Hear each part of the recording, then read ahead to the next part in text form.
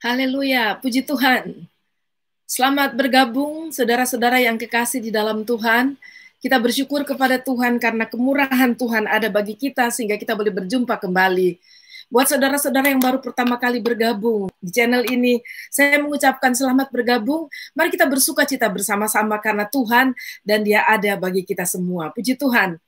Dan saudara-saudara kita sama-sama akan masuk kepada Minggu Pentakosta ini, hari yang keempat. Hari pertama saya berbicara tentang hati Tuhan terhadap Pentakosta, dan sungguh itu sudah menjadi rencana Tuhan bahwa Pentakosta ini akan terjadi bagi kita. Dan yang kedua, kita berbicara bahwa Pentakosta adalah momen kuasa, dan kita dapat melihat peristiwa Pentakosta itu sungguh-sungguh adalah peristiwa kuasa. Dan banyak orang yang dapat menyaksikan dan memastikan bahwa itu betul-betul peristiwa kuasa. Dan banyak orang takjub melihat apa yang terjadi pada saat itu. Dan kemarin kita berbicara bahwa Pentakosta itu adalah perubahan karakter. Karena kuasa diberikan Tuhan kepada kita adalah kuasa yang Tuhan mau bukan bekerja hanya untuk keluar, tapi juga teristimewa bekerja ke dalam kita, mengubahkan kita.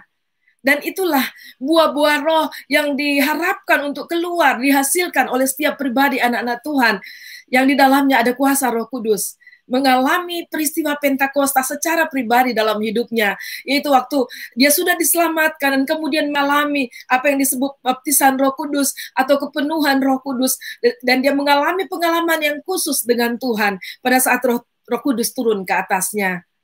Dan kita bersyukur kepada Tuhan. Malam hari ini kita akan berbicara tentang Pentakosta, Roh Kudus yang memberi kuasa dalam pelayanan umat Tuhan, umatnya yang Tuhan cintai. Dan kita bersyukur kepada Tuhan. Saya berharap kita semua bersiap-siap, dan saya bersyukur buat semua yang sudah bergabung pada saat ini.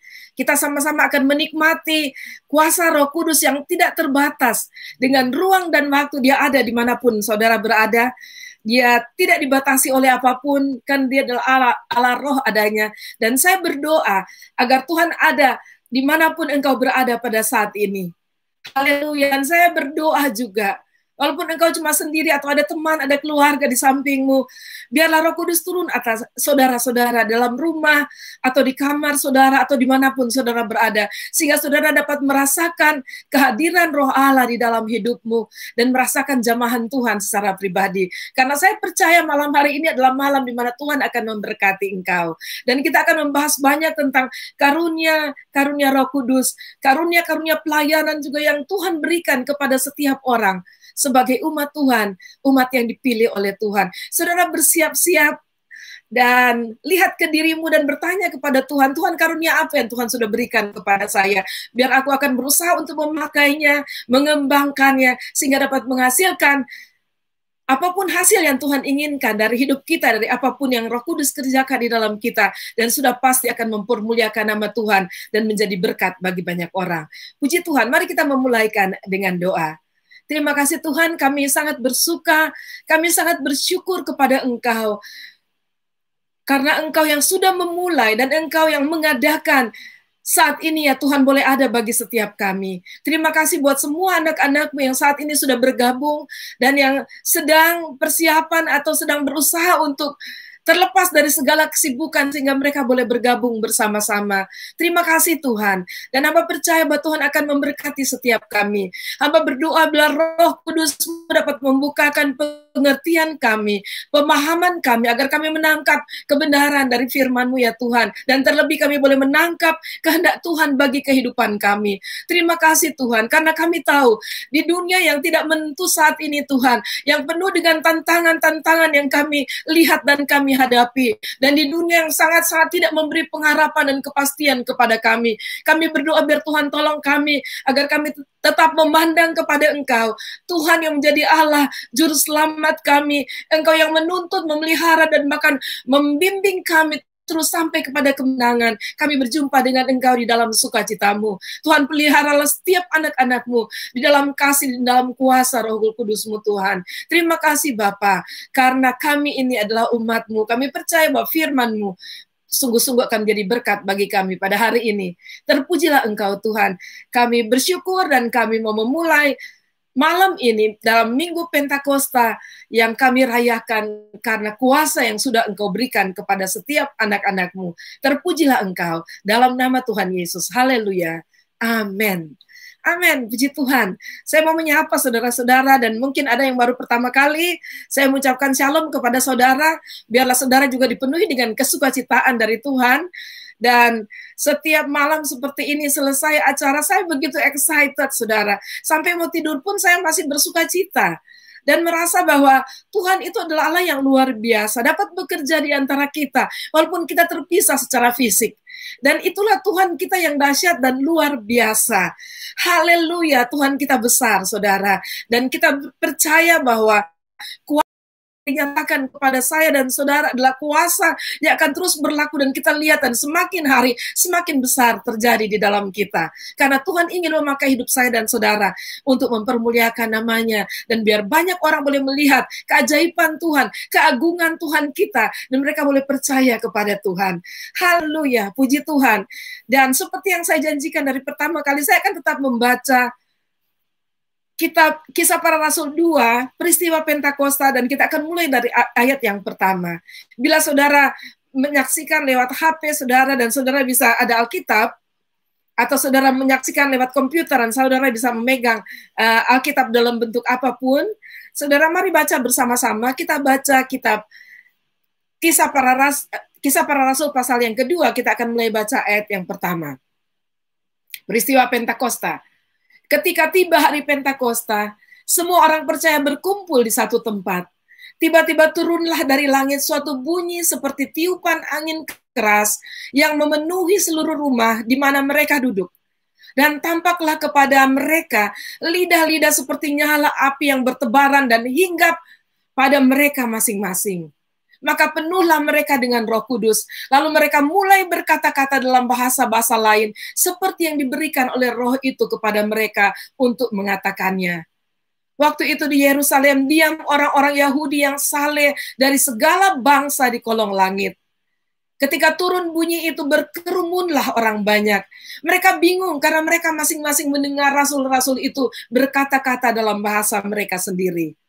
Mereka semua tercengang-cengang dan heran dan lalu berkata, bukankah mereka semua yang berkata-kata itu orang Galilea?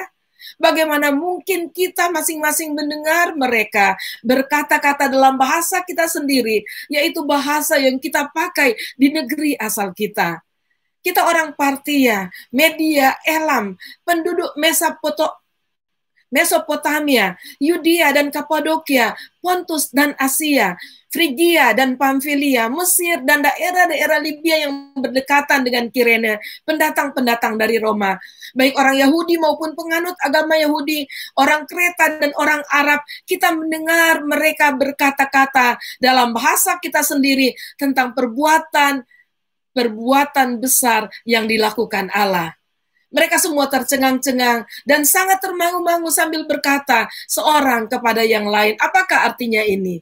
Tetapi orang lain menyindir, mereka sedang mabuk oleh anggur.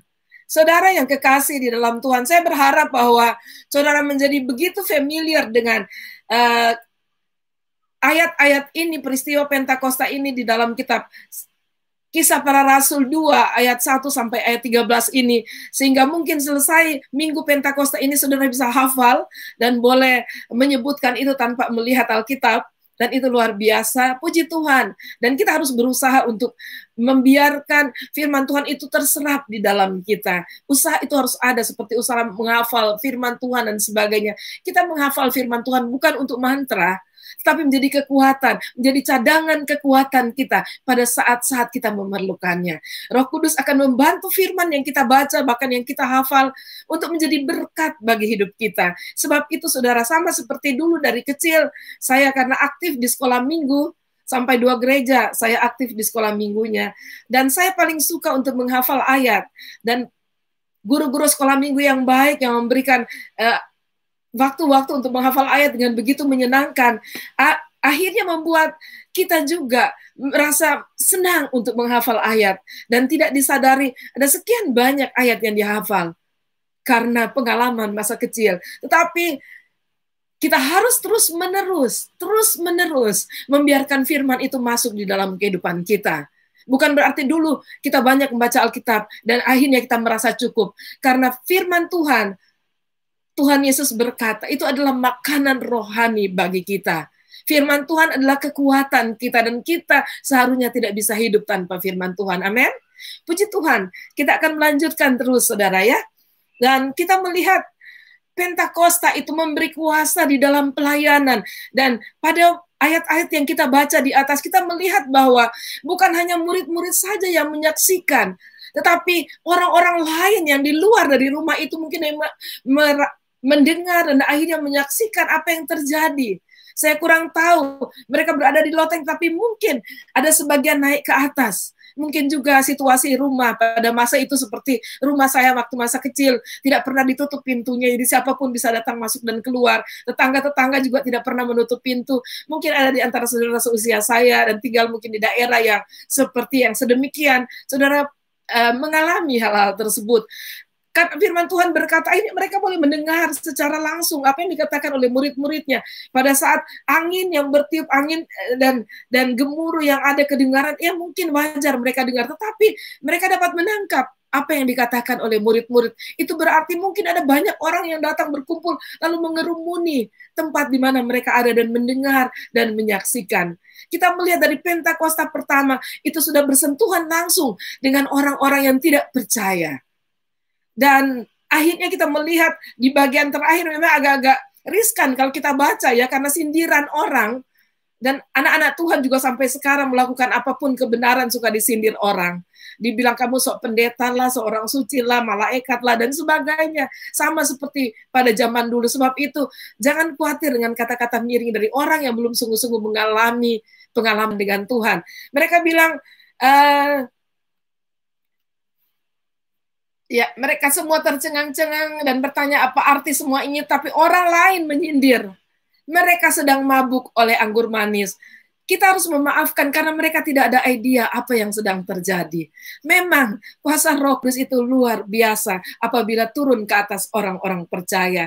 Puji Tuhan. Dan saudara, dari awal Pentakosta itu sudah bersentuhan, dan bahkan bahasa roh yang keluar dari murid-muridnya adalah bahasa dunia, bahasa yang bisa dimengerti, bahasa yang dipakai oleh orang-orang yang ada di dalam dunia ini. Dan mereka menangkap artinya, yaitu mereka sedang membicarakan perbuatan-perbuatan besar yang Allah lakukan bagi mereka. Itu dahsyat dan itu luar biasa, saudara. Kita langsung menangkap bahwa Pentakosta bukan hanya untuk diri kita, bukan hanya untuk ke dalam kita, membangun diri kita, mengubahkan karakter kita, dan menjadi kita lebih baik secara rohani. Bukan itu saja, tetapi Pentakosta adalah persiapan, adalah perlengkapan kekuatan dan kuasa dari Tuhan untuk kita melayani, untuk kita menjadi saksi, untuk kita menyelesaikan amanat agung Tuhan Yesus bagi setiap manusia.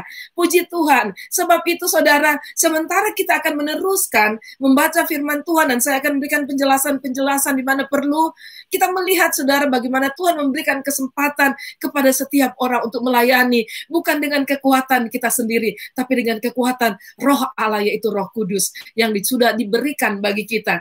Tinggal kita mau membuka hati dan mau menerimanya, dan membiarkan apapun yang diberikan oleh Roh Kudus itu boleh mengalir dan menjangkau banyak orang, sebagaimana Tuhan sudah tetapkan kita dapat menjangkaunya. Puji Tuhan. Dan saya berharap saudara mulai memperhatikan dan mengecek diri saudara sendiri. Karunia apa yang sudah ada. Kalaupun saudara tidak mendapati ada salah satu karunia yang terlalu kuat ada dalam saudara, dan saudara tanya ke diri saudara, apa yang saya suka Tuhan memperlengkapi saya.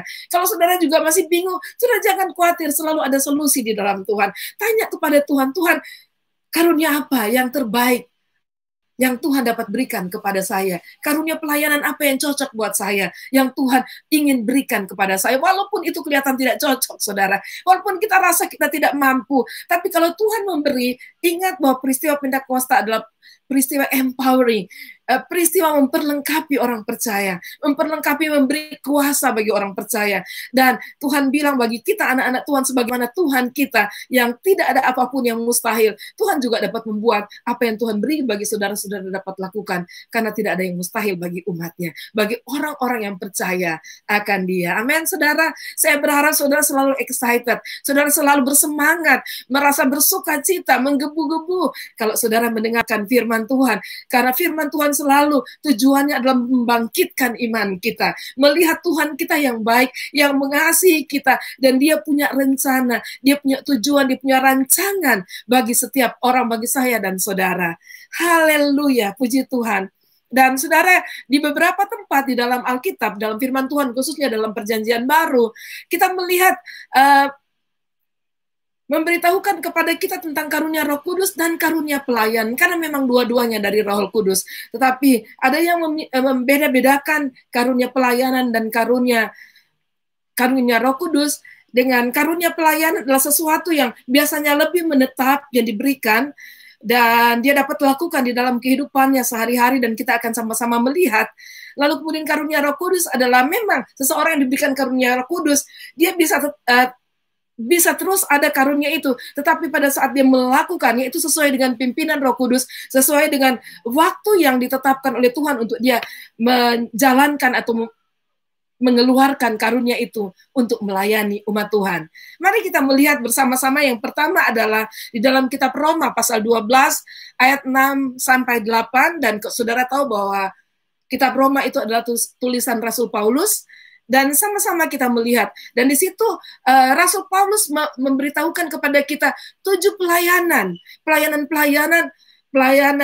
dalam 7 karunia pelayanan, dan juga bisa dibilang itu karunia Roh Kudus juga. Dan kita akan baca bersama-sama Roma pasal 12, mulai ayat 3 sampai ayat yang ke-8. Saya akan bacakan kepada saudara mulai ayat 3 dari Roma 12. Berdasarkan kasih karunia yang dianugerahkan kepadaku, aku berkata kepada setiap orang di antara kamu, janganlah kamu memikirkan hal-hal yang lebih tinggi daripada yang patut kamu pikirkan, tetapi hendaklah kamu berpikir begitu rupa, sehingga kamu menguasai diri menurut ukuran iman yang dikaruniakan Allah kepada kamu masing-masing. Sebab sama seperti pada satu tubuh kita mempunyai banyak anggota, tetapi tidak semua anggota itu mempunyai tugas yang sama. Demikian juga kita, walaupun banyak adalah satu tubuh di dalam Kristus, tetapi kita masing-masing adalah anggota yang seorang terhadap yang lain. Demikianlah kita mempunyai karunia yang berlain-lainan menurut kasih karunia yang dianugerahkan kepada kita. Jika karunia itu, mari kita perhatikan bersama-sama, kita akan mulai mengingatnya. Jika karunia itu adalah untuk bernubuat, baiklah ia melakukannya sesuai dengan iman kita. Yang kedua, jika karunia untuk melayani, baiklah kita melayani. Yang ketiga, jika karunia untuk mengajar, baiklah kita mengajar. Jika karunia untuk menasehati, keempat, baiklah kita menasehati. Siapa yang membagi-bagikan, yang kelima, karunia membagi-bagikan sesuatu, hendaklah ia melakukannya dengan hati yang ikhlas. Siapa yang memberi pimpinan, yang keenam, hendaklah ia melakukannya dengan rajin. Dan yang ketujuh, siapa yang menunjukkan kemurahan, hendaklah ia melakukannya dengan sukacita. Ada 7 karunia di dalamnya, dan ada rambu-rambunya bagaimana dia harus melaksanakan karunia itu. Mari kita melihat. Yang pertama adalah karunia bernubuat. Dan bernubuat di sini adalah seseorang yang dapat mengungkapkan, itu adalah karunia pernyataan, mengungkapkan kebenaran dan terlebih juga kebenaran firman dengan cara yang benar sesuai dengan apa yang dikehendaki oleh Allah, dan dia dapat melihat firman Tuhan yang dapat diaplikasikan sesuai dengan keadaan saat itu maupun keadaan untuk kedepannya. Dan bernubuat itu adalah pernyataan dari Allah. Jadi sesuatu yang didapatkan dari Tuhan lalu kemudian dia menyampaikan kepada umat Tuhan. Dan karunia-karunia di awal ini saya ingin mengatakan bahwa karunia ini bukan berarti satu orang harus mendapat satu. Itu terserah dengan anugerah yang dilimpahkan oleh Roh Kudus kepada seseorang. Dan ada orang-orang tertentu yang mendapat beberapa karunia di dalamnya.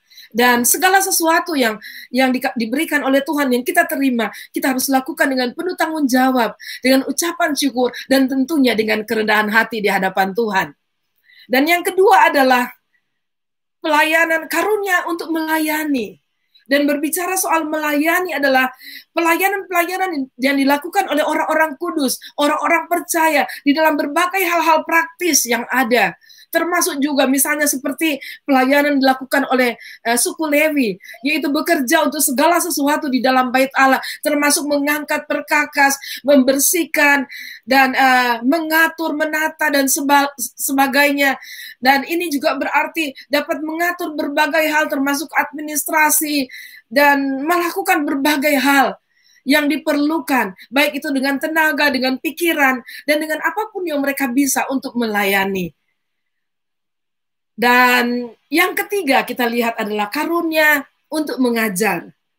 Karunia untuk mengajar itu diberikan kepada orang-orang yang mampu untuk menjelaskan kebenaran-kebenaran yang tentunya yang paling penting adalah kebenaran firman Tuhan, menjelaskan kebenaran dan kemudian dapat mengungkapkan itu dan menyeberangkan itu kepada orang lain. Dia juga dapat jelaskan satu fakta yang ada secara sistematis dan dia membuka rahasia-rahasia kebenaran firman Tuhan sehingga orang lain boleh mendapatkan berkat dan orang lain boleh mendapatkan pengertian sebagaimana apa yang dikerjakan oleh Roh Kudus kepada orang tersebut. Saudara, bersyukur kepada Tuhan. Sampai di sini ya, dari yang ketiga ini kita sudah mengucap syukur. Dan saya selalu berdoa agar setiap gereja-gereja Tuhan boleh diberikan Tuhan orang-orang yang mendapatkan berbagai karunia Roh Kudus. Karena firman Tuhan katakan, karunia-karunia yang ada itu bukan untuk dipakai sendiri, untuk memuliakan diri sendiri atau merasa lebih rohani dari yang lain. Tapi Tuhan katakan untuk melayani, untuk membangun. Ibarat adalah spesialis-spesialis yang Tuhan sudah tetapkan di dalam gereja, di dalam tubuh Kristus untuk melayani sesamanya sesuai dengan panggilan dan karunia yang Tuhan sudah berikan. Ibarat tangan, dia akan dengan rela untuk melayani, mulut dengan mengambil makanan dan memasukkan ke mulut. Kalau saudara terpanggil menjadi mata, dia akan rela untuk melihat jalan agar kaki tidak kebentur dengan batu dan akhirnya kesakitan. Dan berbagai hal dan yang Tuhan ibaratkan juga seperti tubuh. Dan kita ada berbagai-bagai karunia, berbagai-bagai pelayanan, tapi kita satu di dalam tubuh Kristus. Oke, kita lanjut ke yang keempat. Karunia untuk menasehati. Ada orang tidak suka dinasehati, saudara. Tapi bukan berarti kalau orang tidak suka dinasehati, saudara harus berhenti menasehati. Kalau saudara memang terpanggil menasehati, dan saudara, orang lain juga akan menilai bahwa saudara terpanggil menasehati. Menasehati adalah bukan untuk mengobrol kesalahan orang. Menasehati bukan untuk menghakimi seseorang, tetapi untuk menyadarkan seseorang agar dia bisa kembali ke jalan yang benar. Memang tidak selalu juga disukai, walaupun kita melakukan karunia menasehati itu dengan benar, saudara. Tetapi kalau Tuhan memanggil kita, lakukanlah dengan sukacita, lakukanlah sesuai dengan pimpinan Tuhan. Karunia menasehati adalah karunia juga untuk membesarkan hati orang lain. Kamu mampu, sekarang ini kamu jatuh, tetapi besok kamu bisa. Ayo, sekarang ini pun juga kamu bisa. Mari bangkit lagi, ayo terus, ayo tetap setia. Itu orang menasehati, memberikan semangat dan memberikan pengharapan kepada seseorang, agar orang itu boleh bangkit dan boleh maju lagi di dalam kehidupannya. Orang-orang yang dapat membimbing atau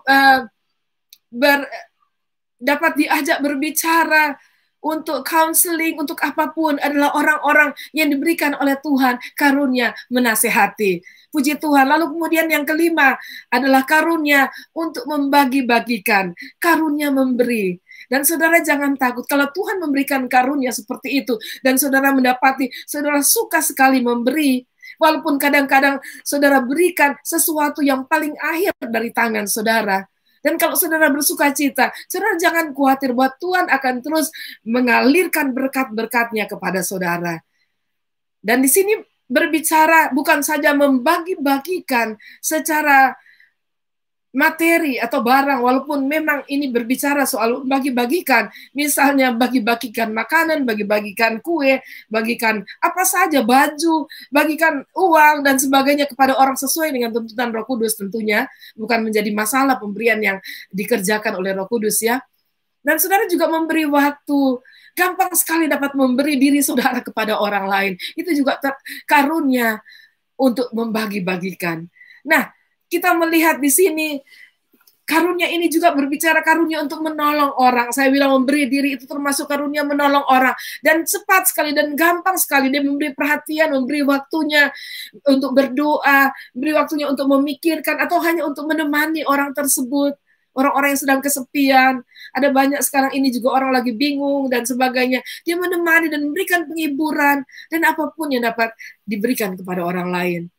Haleluya, saudara. Jadi orang-orang yang seperti ini adalah orang-orang yang penuh perhatian terhadap kebutuhan-kebutuhan sesamanya. Dan berbahagialah saudara kalau saudara dipanggil Tuhan untuk hal ini. Yang keenam kita lihat karunia untuk memimpin. Ada orang yang karunia untuk memimpin, kadang-kadang bisa terlihat karena dia suka mengatur. Ya memang kalau orang belum belajar bagaimana mengatur dengan baik, perlu belajar, saudara perlu diarahkan, perlu dibimbing ya. Ada orang yang tidak mau dibimbing, nah ini persoalannya. Kalau dia suka mengatur, tapi dia sendiri tidak mau dinasihati, tidak mau belajar, dan tidak mau dibimbing. Tetapi mari kalau saudara rasa saudara suka ngatur ini dan ngatur itu, minta kepada Roh Kudus untuk menolong saudara. Sehingga saudara dapat melakukannya dengan cara yang benar, bukan untuk membuat orang jadi marah dengan cara saudara, tetapi orang juga akan bersuka cita. Dan kalaupun orang tetap marah kepada saudara, saudara tetap berbesar hati. Jangan pernah mundur dengan apapun yang Tuhan sudah percayakan kepada saudara. Karena hasilnya yang kelihatan besar atau kecil, itu bukan semata-mata harus menjadi urusan kita atau tanggung jawab kita. Karena itu urusan Tuhan. Kalaupun pada saat yang kita lihat masih kecil atau hanya kecil, ke depan kita tidak tahu dari kecil itu menjadi sangat besar. Kita tidak pernah tahu, saudara. Jadi lakukan aja, memimpin terus. Teristimewa dapat memimpin seseorang untuk datang kepada Tuhan dan menemukan keselamatannya secara pribadi di dalam Kristus. Dan yang terakhir adalah karunia untuk menunjukkan kemurahan. Nah, karunia untuk menunjukkan kemurahan bisa saya katakan seperti tertawalah dengan orang yang tertawa dan menangis dengan orang yang menangis. Jadi dia dapat mengidentifikasikan dirinya, dapat menyesuaikan dirinya sebegitu rupa dengan orang-orang sesuai dengan keperluan orang itu. Hatinya begitu murah, saudara. Hatinya penuh dengan belas kasihan, sehingga dia boleh menunjukkan perhatian dan kasih, dan dia boleh menyesuaikan dengan orang lain. Kita suka melihat kadang-kadang ada orang ya, pada saat kita mau coba berbicara minta tolong, lu nggak lihat kalau gue lagi marah, gue lagi emosi, gue lagi banyak persoalan, gue lagi begini dan lagi begitu. Nah itu kita berdoa untuk orang itu bukan hanya diberikan karunia kemurahan, tetapi dia bisa dapat menguasai diri, saudara ya. Orang-orang yang memiliki karunia kemurahan, seringkali dia dapat menekan keadaan dirinya, situasinya, tetapi dia mendahulukan orang lain. Itu berarti dia dapat menguasai diri sedemikian rupa walaupun dalam keadaan sakit, dia dapat melayani orang. Menutup bagian ini, saya ingin cerita, saudara. Saya punya teman saya itu memang dari kecil dia hidupnya kurang begitu beruntung, saudara ya. Hidup dibesarkan dari keluarga dilempar sana lempar sini ya, karena broken home. Sebenarnya kalau mau dilihat orang tuanya cukup dan mampu untuk membiayai dan membesarkan dia dengan penuh kasih sayang, tetapi dua-duanya sibuk sendiri. Mereka pisah, lalu kemudian masing-masing hidup sendiri, lalu dia pindah dari sana sini dan akhirnya terjebak juga di dalam pergaulan-pergaulan yang kurang baik. Lalu puji Tuhannya, dia akhirnya kenal Tuhan. Dan pada saat dia kenal Tuhan, tapi rupanya kerusakan-kerusakan di organnya dia sudah berpengaruh, sampai dia tidak panjang umur. Setelah dia selesai dari sekolah Alkitab, dia kemudian pelayanan. Waktu dia mau melanjutkan lagi, belum sampai selesai, lalu kemudian dia sakit masuk rumah sakit, dan puji Tuhan, pada saat itu dia sudah dipulihkan dengan orang tuanya, hubungannya, dan dia boleh menikmati kehidupan yang baik dari orang tuanya akhirnya. Tetapi pada saat dia di rumah sakit, dalam keadaan parah dan dalam keadaan yang sangat-sangat lebih menderita daripada orang-orang yang ada di sekitar dia. Tetapi karena dia hamba Tuhan dipanggil dan dia tahu hidupnya tidak panjang lagi pada saat itu, dan saya bangga akan dia. Saudara, itu teman baik saya dari kecil. Dan dia berjalan dari satu kamar ke kamar lain, dan dia pergi menemui orang-orang dan dia berdoa berbicara tentang Tuhan Yesus. Dia bilang, saya juga tidak tahu kapan ada waktu buat saya untuk saya hidup. Dan sebelum saya pergi, saya ingin memberitahukan bahwa saya ada kepastian hidup, yaitu saya akan ke surga bersama-sama dengan Tuhan Yesus. Dia melayani orang-orang di sekitarnya. Saudara, orang yang dipenuhi dengan kemurahan adalah orang-orang yang dapat menguasai diri sedemikian rupa sehingga dia selalu tersedia untuk melayani orang lain. Saya sendiri berkata, Tuhan, kalau Tuhan berkenan, kalau Tuhan tahu kemampuan saya, dan kalau Roh Kudus itu yang bekerja dalam kita, kita pasti akan mampu. Karunia itu adalah karunia yang diperlukan banyak orang di dunia pada saat ini. Amin, saudara. Kita sangat bersyukur kepada Tuhan. Haleluya. Dan saya berharap sementara kita berbicara, kita sudah hampir masuk di setengah jalan dari malam hari ini, dan kita dapat melihat apapun yang Tuhan sedang ungkapkan kepada saudara. Mari buka hati kepada Tuhan. Kalau Tuhan ingin memakai saudara, menjadi siaplah untuk Tuhan. Karena jangan takut, kalau saudara rasa terbatas, saudara tahu Tuhan itu tidak terbatas. Pentakosta membuktikan bahwa ada kuasa Roh Kudus yang dapat memperlengkapi, yang dapat memberi kuasa bagi seseorang, agar dia dapat melayani. Dari apa yang dia tidak bisa, apa yang dia tidak mampu, dia dapat melakukannya pada akhirnya. Haleluya. Dan saya sekarang mau menyapa dulu bagi semua saudara. Saya lihat ada beberapa dari saudara adalah orang yang baru pertama untuk bergabung dengan kami di sini, dan saya sangat mengucap syukur, dan saya sangat juga menghargai setiap saudara yang dari hari pertama, hari Senin, Selasa, Rabu, dan Kamis sekarang ini saudara bersama-sama. Dan saya sangat bersyukur dan saya percaya bahwa Tuhan terus akan memberkati saudara. Puji Tuhan. Dan kalau saudara yang baru bergabung malam hari ini, saudara boleh melihat video yang hari pertama sampai malam hari ini ada di YouTube. Saudara dapat mencari di YouTube saya, di YouTube channel saya, dan saudara dapat diberkati lewat video-video yang ada. Puji Tuhan. Mari saudara, kita akan lanjut lagi. Tapi saudara, saya ingin mengatakan kalau saudara ada kesaksian-kesaksian tentang peristiwa-peristiwa pribadi dengan Roh Kudus, apa yang saudara lihat mungkin melalui pengalaman orang, atau apa yang saudara pernah alami dalam hidup saudara, share-lah. Memang di sini di live chatting ini tidak boleh banyak sekali, tetapi berapa kali pun saudara bisa share itu, atau share dengan singkat, agar orang lain boleh diberkati Tuhan. Haleluya, haleluya. Dan saya lanjutkan.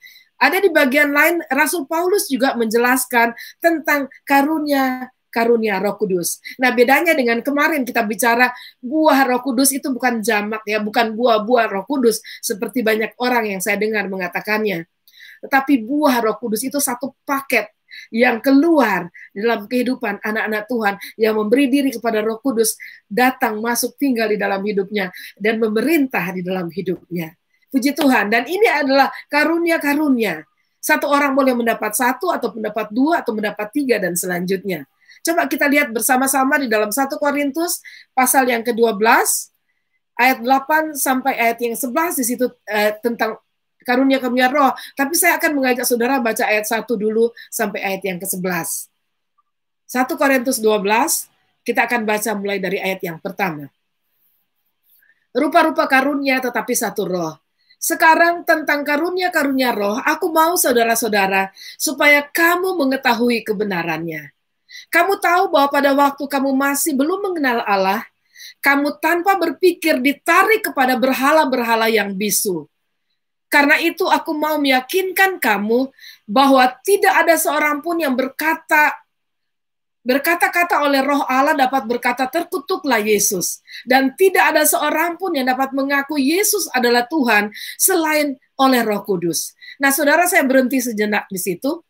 Dan kita melihat bahwa Rasul Paulus sedang berbicara kepada orang-orang Korintus, yang orang-orang Korintus kita tahu dengan berbagai karena itu salah satu kota metropolitan pada saat itu, dan di situ berbagai-bagai orang dengan berbagai-bagai penyembahan berhala, dan sangat-sangat terkenal di Korintus dengan penyembahan berhalanya.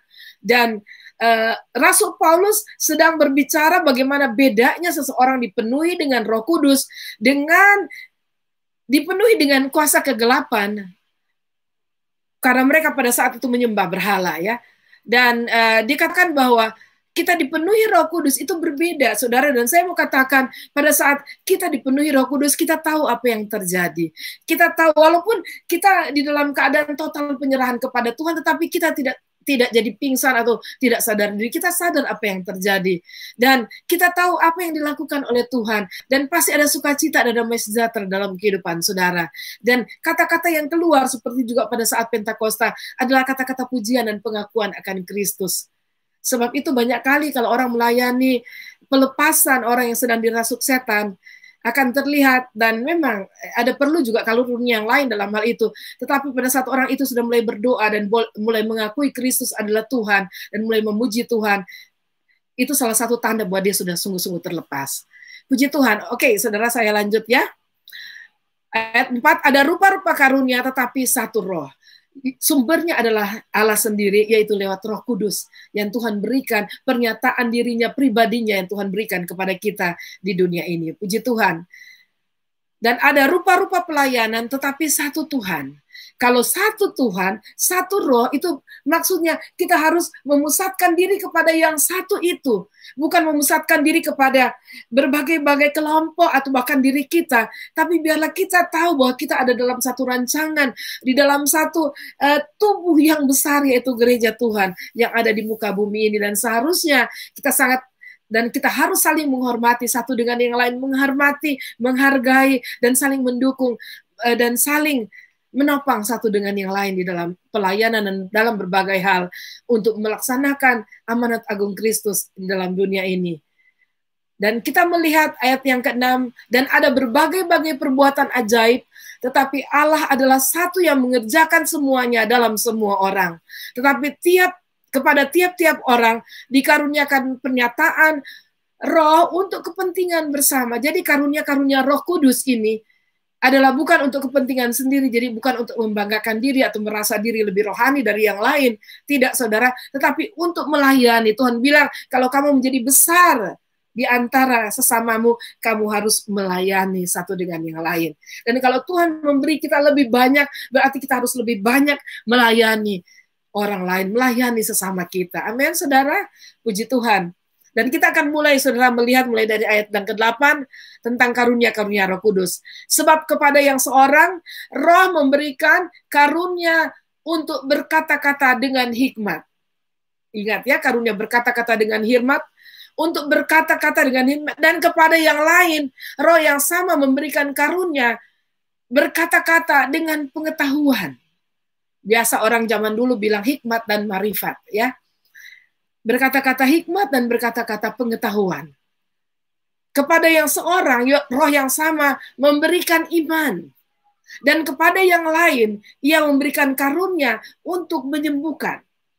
Kepada yang seorang, Roh memberikan kuasa untuk mengadakan mujizat. Dan kepada yang lain, ia memberikan karunia untuk bernubuat. Yang ke-6. Dan kepada yang lain lagi ia memberikan karunia untuk membedakan bermacam-macam roh. Dan kepada yang seorang ia memberikan karunia untuk berkata-kata dengan bahasa roh.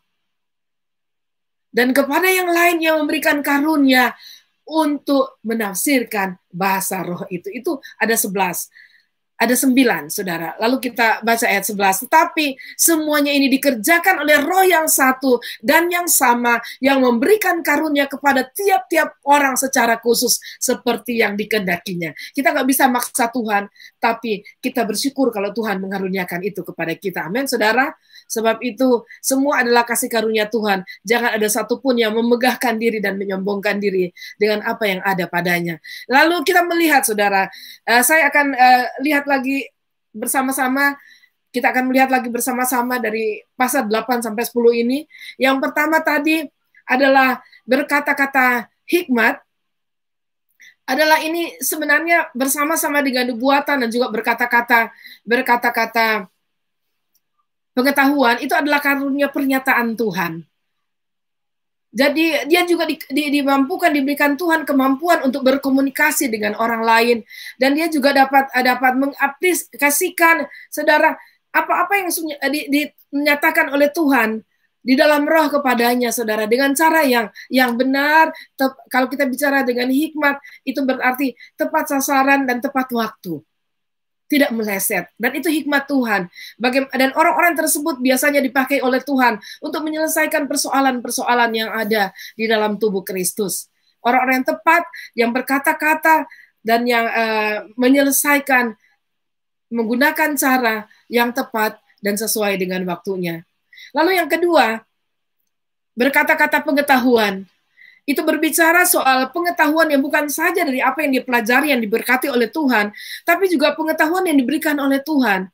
Pengetahuan yang alam atas, saudara, ya. Apa yang sebenarnya saudara tidak tahu, dan Tuhan seketika memberikan itu, sepertinya saudara tahu dan saudara berbicara.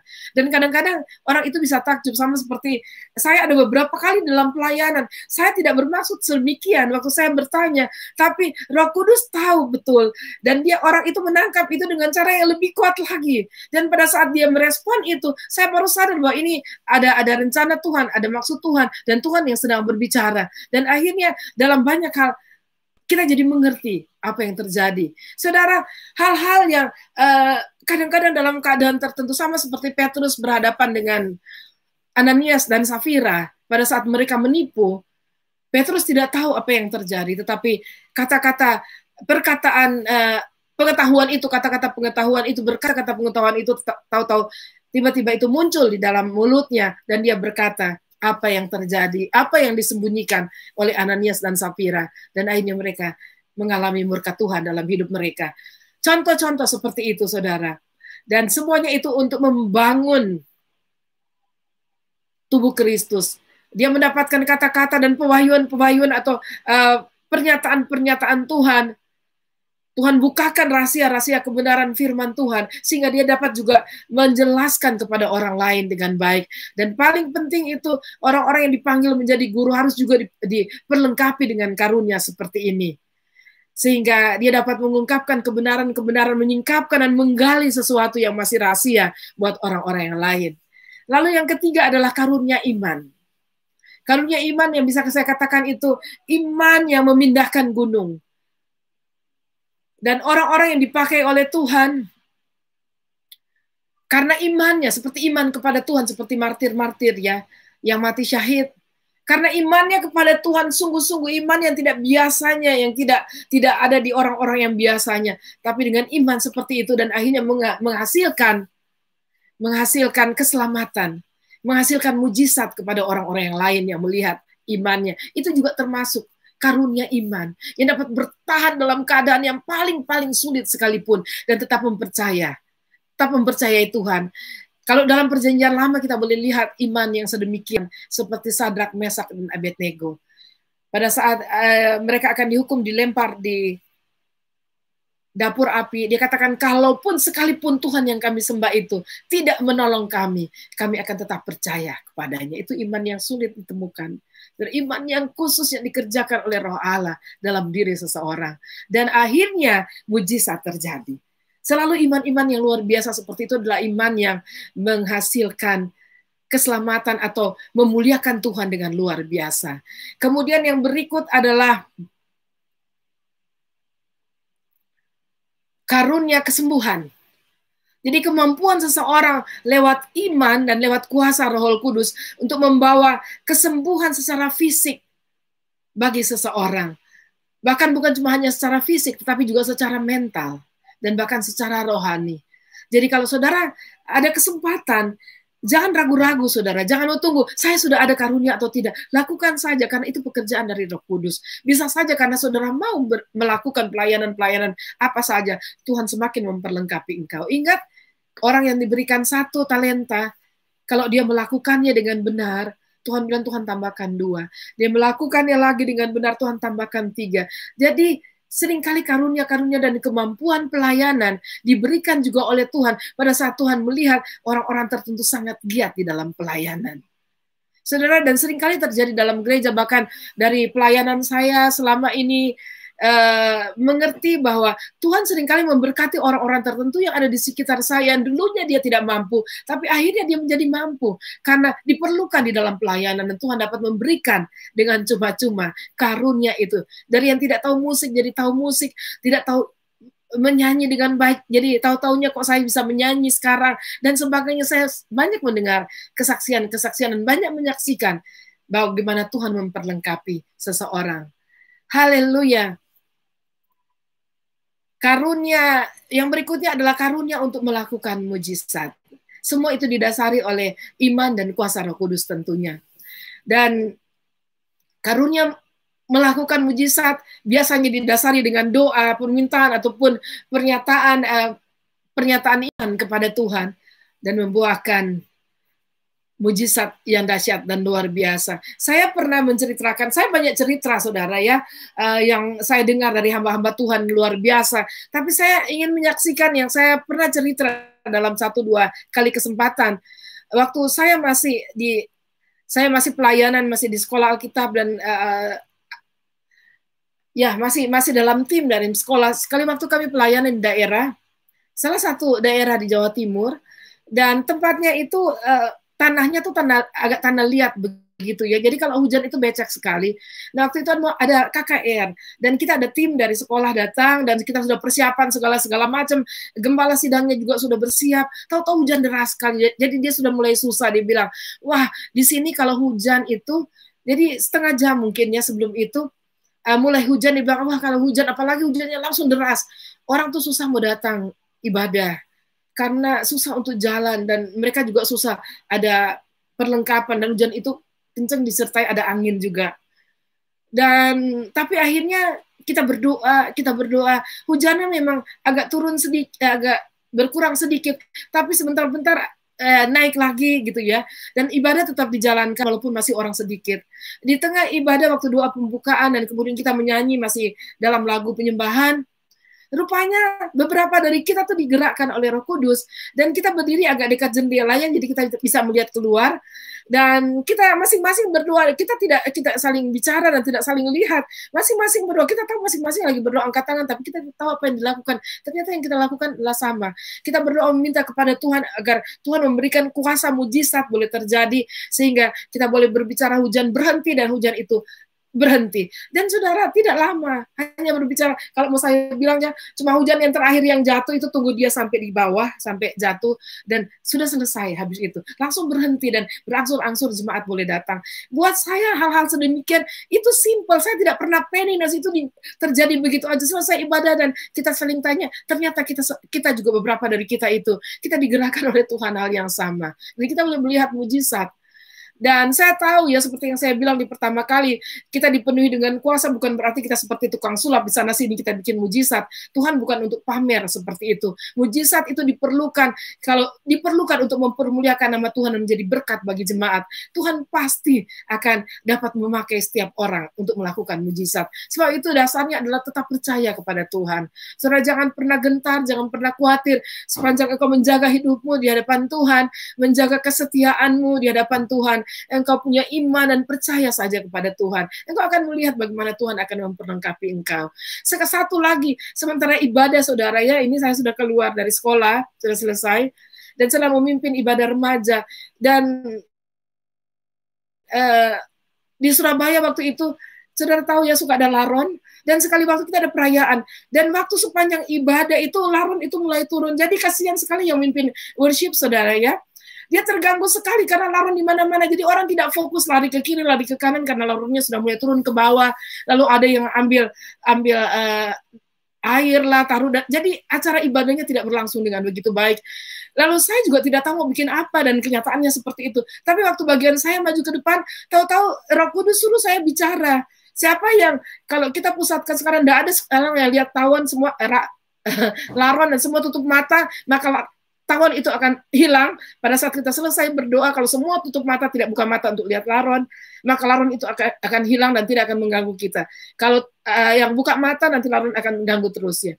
Tapi pasti ya, ada remaja, mereka tutup mata semuanya. Dan benar, saudara, waktu selesai doa, Kita takjub, lihat ke sana kemari, rohnya sudah tidak ada.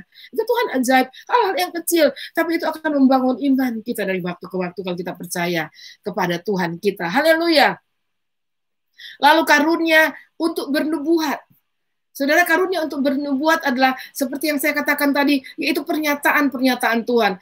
Dan kadang-kadang kita berpikir bernubuat seperti tahu-taunya secara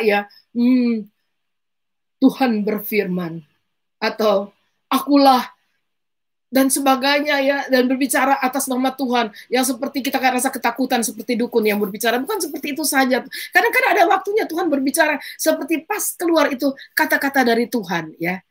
Tetapi nubuat itu dalam kehidupan sehari-hari bagi kita. Kita bisa mengungkapkan apa yang Tuhan taruh di dalam hati kita kepada seseorang. Nubuatan itu tidak selalu kita membongkar dosa orang, saudara. Tuhan tidak pernah ingin mempermalukan seseorang. Jadi jangan ketakutan dengan orang. Wah, ada kadang-kadang orang pikir dia suka bernubuat. Kita treat orang yang suka bernubuat seperti orang yang bisa baca pikiran orang, baca masa lalu dan sebagainya. Tidak. Roh Kudus bekerja untuk membuat orang bertobat, sadar, dan kadang-kadang meluruskan dan membukakan kesalahan orang, tapi bukan untuk mempermalukan, tetapi untuk membangun seseorang. Dan kita dapat melihat hasilnya kalau dari Roh Kudus, orang itu akan terima dengan baik, lalu kemudian orang itu bertobat. Ya, memang ada yang kepala batu, saudara ya. Tetapi itulah Roh Kudus, tujuannya adalah untuk membangun seseorang. Dan kadang-kadang juga kita dapat merasa bahwa Tuhan menyuruh kita memberitakan, kamu itu disayang oleh Tuhan. Kata-kata yang simpel yang seringkali juga membangkitkan iman kita dan menyentuh hati kita. Pernah sekali waktu saya bicara cuma kata yang simpel, tiba-tiba orangnya menangis. Nah, saudara, itu hal-hal yang kita tidak pernah tahu, hanya kalau kita siap dan Roh Kudus memakai kita, Tuhan pasti akan melakukannya. Haleluya. Lalu hal yang ketujuh adalah untuk membedakan roh. Membedakan roh di sini adalah untuk membedakan roh manusia, roh Allah, atau roh iblis. Khususnya dalam pelayanan. Ada 3 roh ya, saudara ya. Roh manusia tentunya itu paling bawah. Ada roh iblis itu di atas kita. Dia punya kemampuan. Dia adalah iblis itu dunia roh ya, menguasai dunia roh. Jadi kalau kita tidak terhubung dengan orang yang oknum di atas iblis itu, berarti iblis bisa menguasai kita. Tapi puji Tuhan ada jalan di dalam Tuhan Yesus ya, sehingga kita boleh terhubung dengan roh Allah, dengan Yesus, sehingga iblis tidak dapat berbuat apa-apa lagi atas kita. Itulah sebabnya kita dapat mengucap syukur bangga kepada Tuhan kita. Jangan sekali-sekali melepaskan hubungan dengan Yesus. Itu berarti saudara sedang melepaskan perlindungan saudara dari Tuhan, dan iblis dapat menghancurkan hidup saudara. Nah, hamba-hamba Tuhan, atau orang yang diperlengkapi Tuhan dengan karunia membedakan roh, dia tahu bahwa itu roh manusianya. Kadang-kadang orang tiba-tiba seperti kesurupan, tetapi hamba Tuhan yang diperlengkapi dengan membedakan roh, dia tahu bahwa itu roh manusia. Kadang roh kesombongan, kadang-kadang roh apa-apa lagi ya, ada roh kuda dan sebagainya, saudara. Dan atau roh iblis. Dan roh Allah, kalau kita lihat, roh Allah itu pasti akan connect dengan hamba-hamba Tuhan lainnya atau orang-orang yang dipenuhi dengan Roh Kudus. Dan kita akan merasakan hal sedemikian. Dan kemudian ayat yang hal yang ke-8 atau karunia yang ke-8 di situ adalah karunia berkata-kata dengan bahasa roh. Dan ini berbeda dengan bahasa roh yang diberikan pada saat seorang dipenuhi dengan Roh Kudus.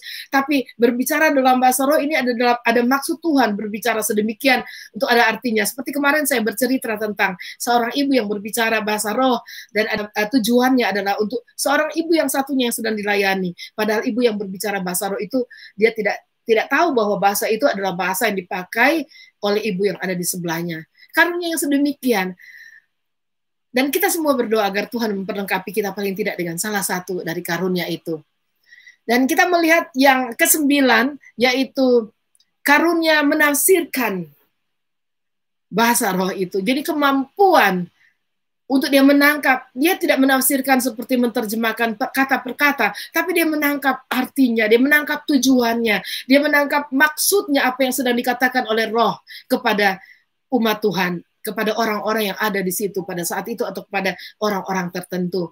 Dan kita melihat bahwa Tuhan begitu kaya memperlengkapi kita. Mari saudara, temukan panggilanmu dalam kehidupanmu dan temukan apa yang sudah diperlengkapi Tuhan bagi engkau. Lalu Kemudian saudara, kita akan baca di bagian terakhir dari kitab 1 Korintus tadi, 1 Korintus 12. Ada beberapa ayat kita akan baca di sini. Di sini adalah karunia pelayanan yang dinyatakan oleh Rasul Paulus. Ayat 27 kita mulai baca. Kamu semua adalah tubuh Kristus dan kamu masing-masing adalah anggotanya. Dan Allah telah menetapkan beberapa orang dalam jemaat. Pertama sebagai rasul, kedua sebagai nabi, ketiga sebagai pengajar, selanjutnya mereka yang mendapat karunia untuk mengadakan mujizat, untuk menyembuhkan, untuk melayani, untuk memimpin, dan untuk berkata-kata dalam bahasa roh. Adakah mereka semua rasul atau nabi atau pengajar? Adakah mereka semua mendapat karunia untuk mengadakan mujizat atau menyembuhkan, atau untuk berkata-kata dalam bahasa roh, atau untuk menafsirkan bahasa roh? Saudara, kita melihat di sini bahwa Tuhan memberikan kepada setiap orang ada karunia-karunia tersendiri. Dan kita berbahagia, Tuhan itu adalah Allah yang tahu betul apa yang kita perlukan. Apalagi masa sekarang ini kita sangat perlu Roh Kudus dalam kehidupan kita. Dan kita memperhatikan di situ, saudara, ada jabatan-jabatan pelayanan, tidak disebutkan di situ gembala ya atau pastor di situ karena dibilang di dalam jemaat, itu berarti sudah ada gembalanya di situ. Tapi di situ selain gembala ada juga rasul. Jadi seorang yang dikirim untuk memberitakan. Dan biasanya rasul seperti itu, seperti Rasul Paulus, berada di satu tempat dikirim untuk memberitakan Injil sampai satu komunitas terbentuk, lalu kemudian dia mempercayakan kepada satu pastor, satu gembala di situ. Lalu kemudian dia pindah ke tempat yang lain dan merintis. Nah, orang yang berhati berjiwa perintisan itu juga bisa disebut rasul. Dan yang kedua adalah nabi. Jadi nabi adalah seseorang yang dikaruniai Tuhan, diperlengkapi Tuhan dengan karunia pernyataan, bisa itu nubuatan, bisa itu kata-kata pengetahuan, kata-kata hikmat, kata-kata pengetahuan, tiba-tiba Tuhan kasih dia tahu apa yang dilakukan si A, si B, dan si C, dan sebagainya, saudara. Dan itu bisa datang temporary, maksudnya tidak selalu datang hanya pada saat Roh Kudus turun atas dia, lalu kemudian dia melakukan pelayanan itu. Itu nabi. Dan dia dapat berbicara, mengaplikasikan firman untuk hari itu, pada saat keadaan itu atau persoalan yang sedang terjadi, maupun dapat berkata-kata untuk menjadi awasan untuk masa depan. Dan itu nabi itu tidak dibuat-buat, dan kita tidak bisa melabel diri kita sendiri sebagai nabi. Selain Tuhan sendiri yang memberikan dan orang lain dapat melihat bukti dari kenabian kita. Banyak orang menamakan diri nabi, tapi belum tentu dia nabi yang sesungguhnya. Maafkan saya berkata demikian, saudara ya. Lalu ayat yang ketiga adalah jabatan pelayanan yang ketiga. Jadi ada rasul, ada nabi, lalu kemudian ada guru.